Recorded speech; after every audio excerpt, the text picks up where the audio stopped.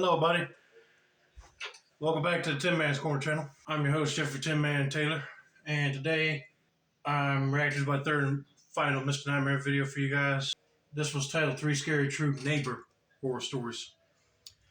So without further ado, I'm going to turn these lights off, move the camera up here for you guys, and let's get this reaction on the road and in the bag. Alrighty, here you go.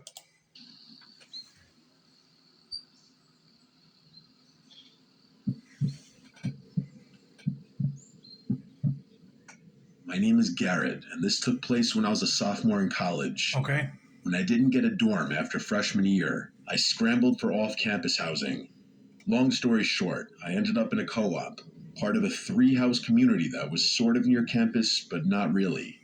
It wasn't ideal, but it was cheap, and I didn't have many options. Plus, I had a bike, so I didn't really mind the extra travel time. Most of the residents were young students like me, but there were a few exceptions. There were a handful of alumni, one or two TAs, and a few older people getting their degrees later on in life. One thing about college life is that when you register, there's always going to be people that beat you to the punch in getting on-campus housing, and it won't be that much space left, but just happy that he was able to find something. But let's continue on with his story. But the person who immediately stood out to me was an older woman who lived in one of the other houses. From what I could tell, she was maybe in her late 50s, even though she looked a little older than that. She had graying hair and walked with a sort of limp, like she had some kind of back injury. She was really quiet and mostly kept to herself, and she always had this blank expression on her face. I assumed she had some kind of connection to the university, maybe faculty, or maybe an alumni. But no one explained, and I didn't ask. The first time I saw her do something strange was in our common kitchen, which was a little weird to begin with because the two other houses had their own kitchen, so I wasn't sure why she'd be hanging out in ours. She wasn't cooking or eating or even talking to anyone. She was just standing there while the rest of us were talking and running rounds, making dinner, and listening to music. She didn't try and join in, she just watched us blankly. So something tells me that she ain't even a student or faculty member. She just wandered in there.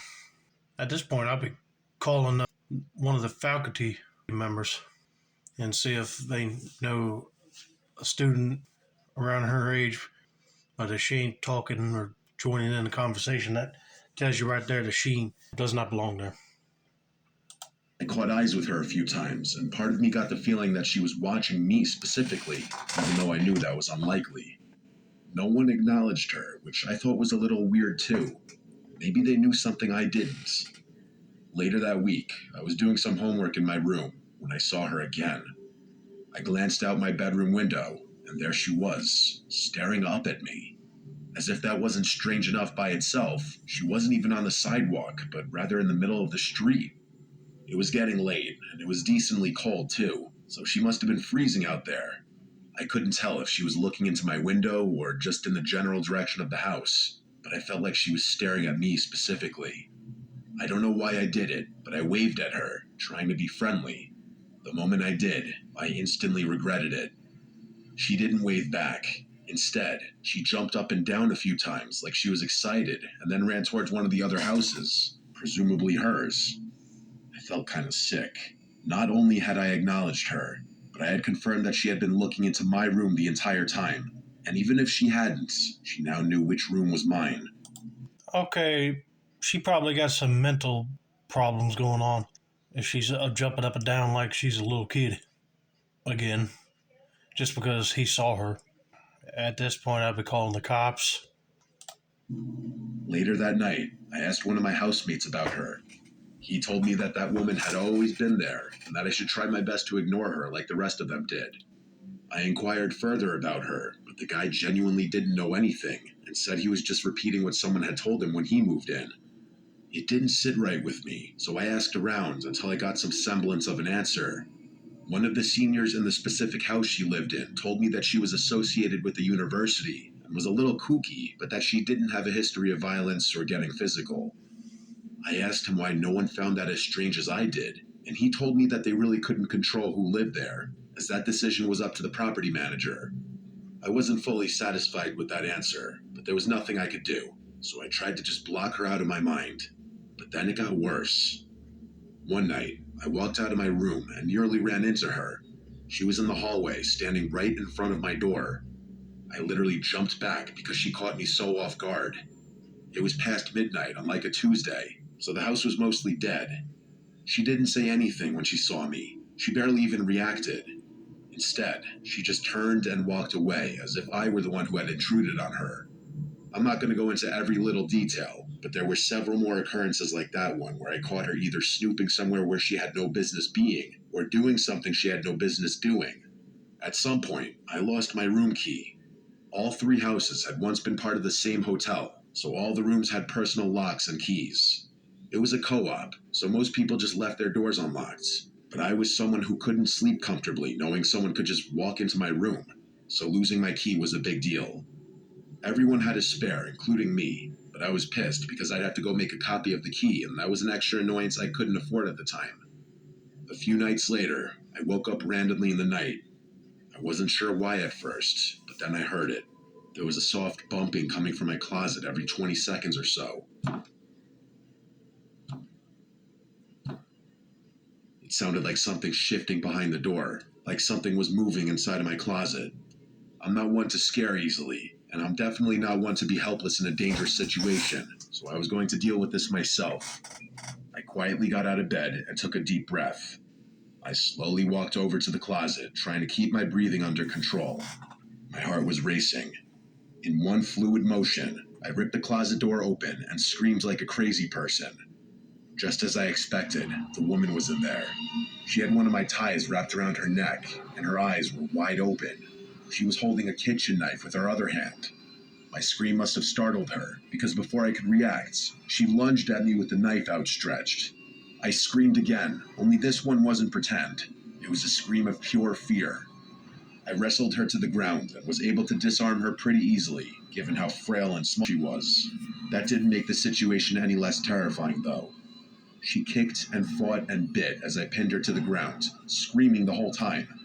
I yelled for help, and I heard some doors slam, followed by some of my housemates running down the hall. My friend Lee immediately helped me immobilize the woman, and the 2 of us kept her pinned while someone else called the police. The rest of the night was a blur. The police got there quickly and arrested her on the spot. By that point, she had stopped screaming, but she refused to say anything either, which was extremely unsettling. The cops found my room key on her. Real big shocker there. A few weeks later, we got our answer about who she was. Apparently, she was the property manager's sister, who he had been letting live there under the radar. She had severe mental health issues, and instead of getting her proper care, he had just thrown her into one of the unoccupied rooms.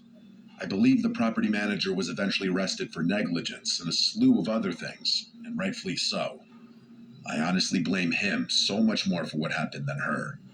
If anything, I feel bad for her, but my pity won't erase the fact that she tried to kill me. I could have lost my life that night. I have no idea why she seemed so interested in me specifically, but I can only hope nothing like that ever happens to me again. I'm graduating soon, and I'm definitely going to miss college, but I don't think I'll ever be able to look back on my time here without thinking about that night. I knew it. Once he said that his key was missing, that lady across the street took it. But yeah, I'd be mad too if it's the property manager's sister that he just don't want to take real care of. He just throws her in one of the unoccupied houses. I'm glad he got arrested too, because that was really negligent. Because if that boy got killed by her, his blood would be in his hands. But I hope that lady does get serious mental help.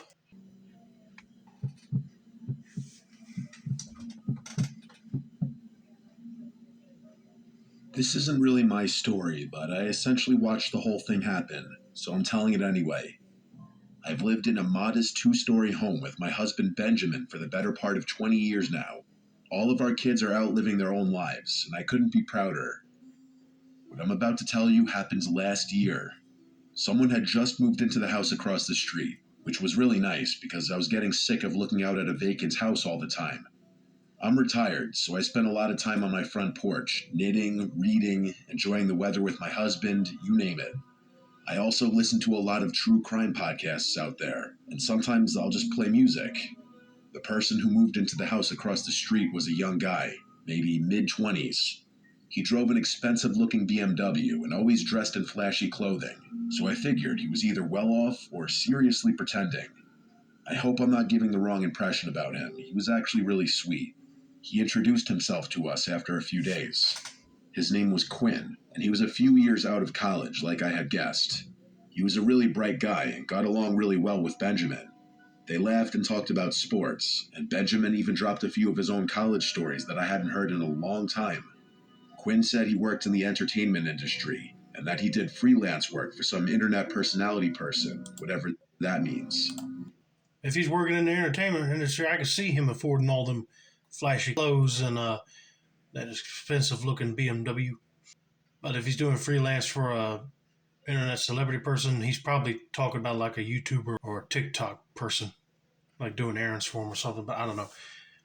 But yeah, at least he was not shy enough to go up there to introduce himself. I mean, if I moved into a different neighborhood, I would try to do that myself. It kind of went over my head, but it must have been lucrative. He looked pretty wealthy, like I said. He talked about stocks with Benjamin and told us about some of the investments he was making. All in all, he seems like a nice guy. Things were normal for a few months. Like I said, I spent a lot of time on my porch, so Quinn would often wave to me when leaving his house, and I always waved back. I can't remember exactly when, but I started noticing the same girl going over to Quinn's house every so often. She drove a little white convertible, and she was pretty, young, blonde, the type of girl you'd expect a guy like him to date. To be frank, she dressed a bit scandalously, which I didn't fully appreciate. I figured she was his girlfriend, maybe checking on the house while he was out. She had her own house key, so it made sense. It became a regular thing. Once, maybe twice a week, I'd see that car roll up while Quinn was gone. She'd go inside, stay for a while, then leave. I didn't really understand what she was doing, but young people date differently these days, so I kept my thoughts to myself. Then, one evening, I saw them together. Quinn pulled into his driveway with her in the passenger seat. That confirmed it. She was his girlfriend, just as I had assumed. Yeah, if she did not roll up in a car with him before, I would have thought too that she might have been someone else, just sneaking into his house, probably stealing something. But nope, if they're together like that, they're our boyfriend and girlfriend. But shortly after that day, things started getting tense. At least, that's what it seemed like. One afternoon, I was out tending to my little garden when I heard shouting from across the street. Quinn and the girl were standing in the driveway, yelling at each other. I couldn't catch what they were arguing about, but I didn't need to. She kept throwing her hands in the air, practically spitting her words at him. It looked like she was going to strike him. Eventually, she got in the car, slammed the door, and tore off down the road. Quinn shook his head and went back inside. I don't even think he noticed me. I figured it was a lover's spat. Every couple fights, and it wasn't my place to butt in where I was unwelcome. But then I saw that girl's car in front of his house again when he wasn't home. Not once, not twice, but multiple times. I told Benjamin, and he said it was rude to pry and that I should just leave the poor boy alone, which I agreed with. But then came the night everything went sideways.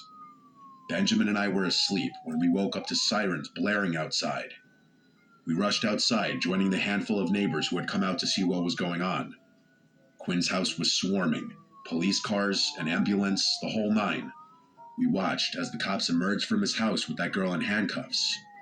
She didn't struggle or scream, just accepted what was going on and stared ahead with a blank expression. We saw Quinn being rushed outside on a stretcher. He was a bloody mess, and I gasped at the sight. We didn't see him for a week after that. I was worried sick. When he finally came back, Benjamin and I walked over to check on him. He let us in without hesitation and told us everything.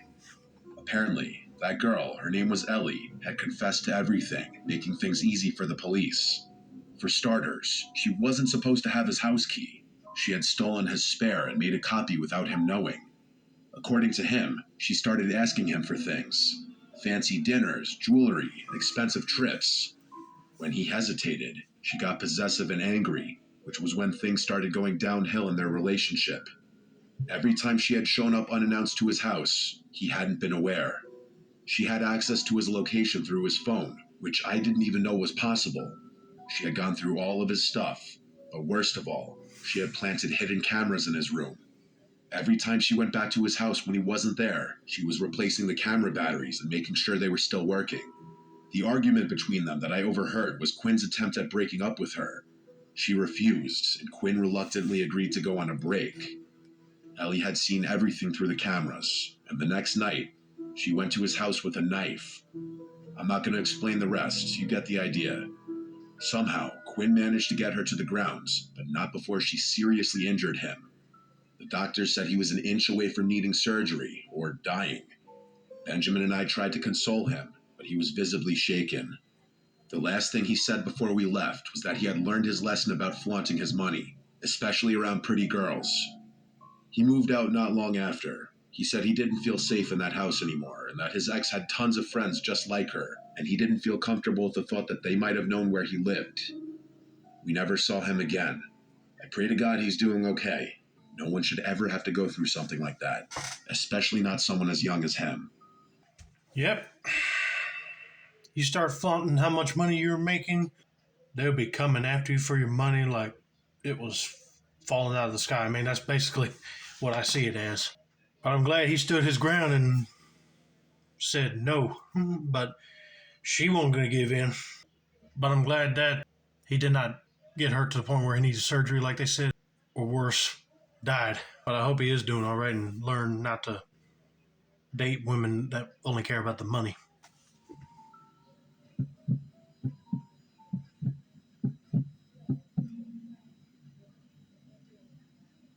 When I moved into my new place, I was just looking for a fresh start. I won't get into the details, but let's just say I had a bad situation with an ex that made staying in my old city impossible. I ran into some money early in life and made some bad decisions about the kind of women I surrounded myself with. Lesson learned. The neighborhood I moved to is really nice. Low crime, quiet, mostly families. The houses here are really spaced out, which was partially what drew me there.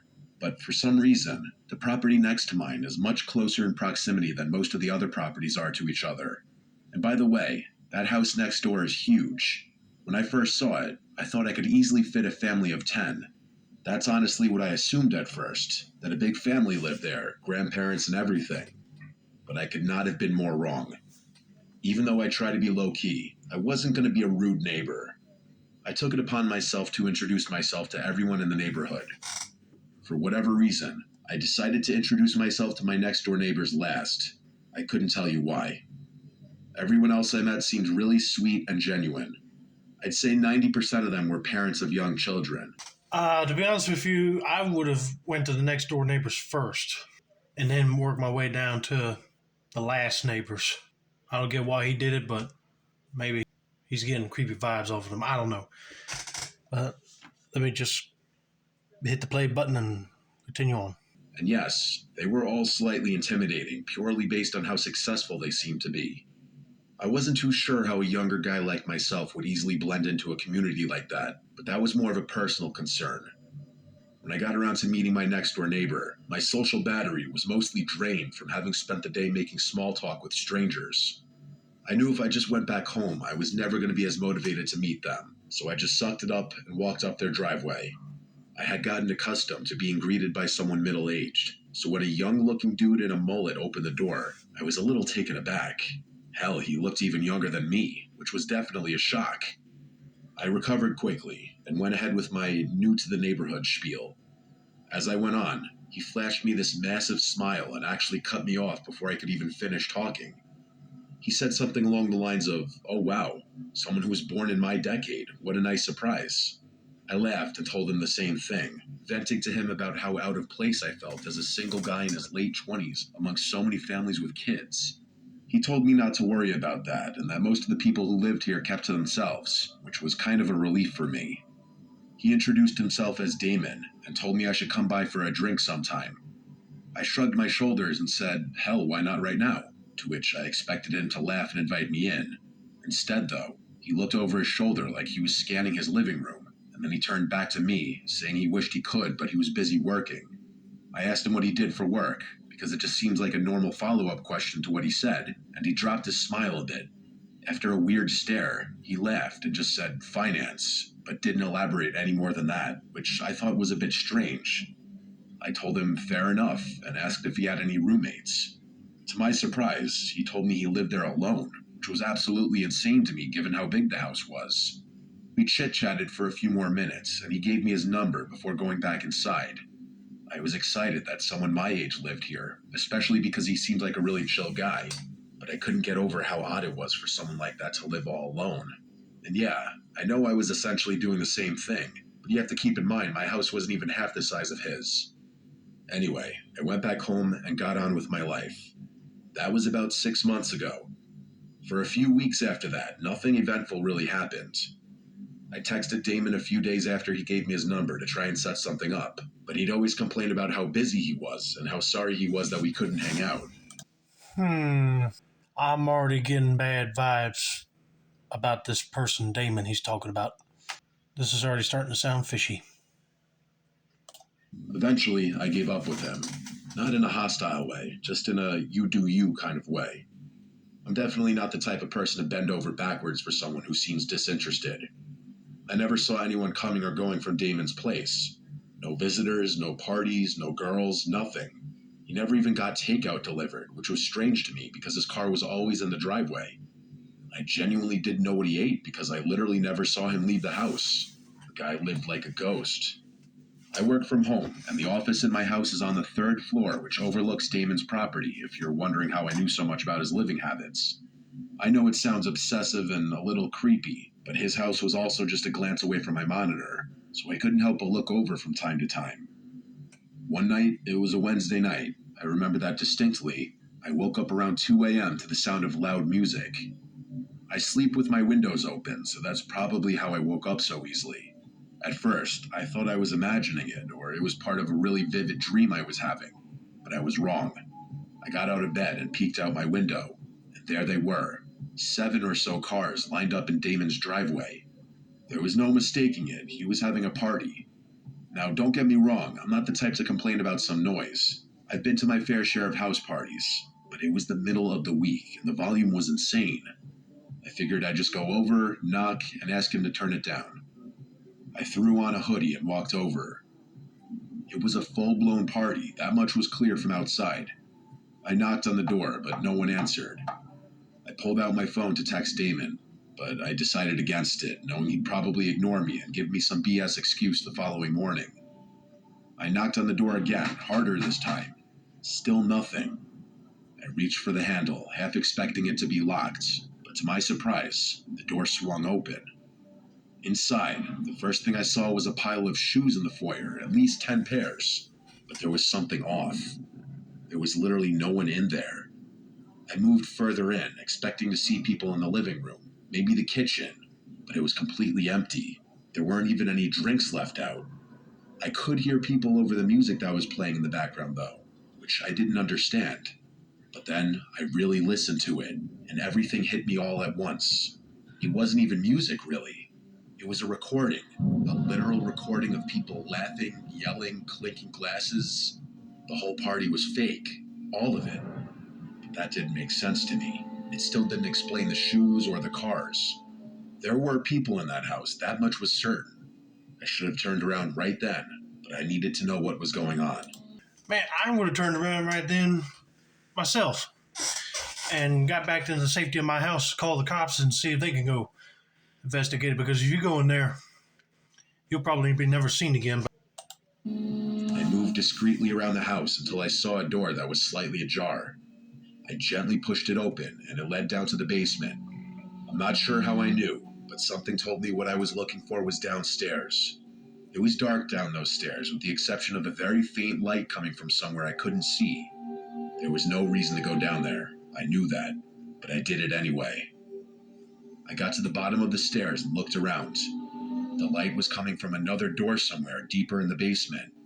I crept towards it, and as I got closer, I started to pick up on another noise I hadn't been able to hear earlier over the music. It sounded almost mechanical. It was this heavy, rhythmic grinding, like heavy machinery or a buzzsaw or something. I got a little closer, close enough to see through the crack. There were 3 people standing in there, looking across the room at something that was out of view. They were all older-looking guys, significantly older than Damon. They were wearing heavy-duty work clothes and had on these protective goggles and thick rubber gloves. I also realized they were wearing what looked like work boots, even though I had seen all those other shoes upstairs. Under different circumstances, I would have assumed that they were construction workers. I really wanted to see what they were looking at, but it was too far out of view.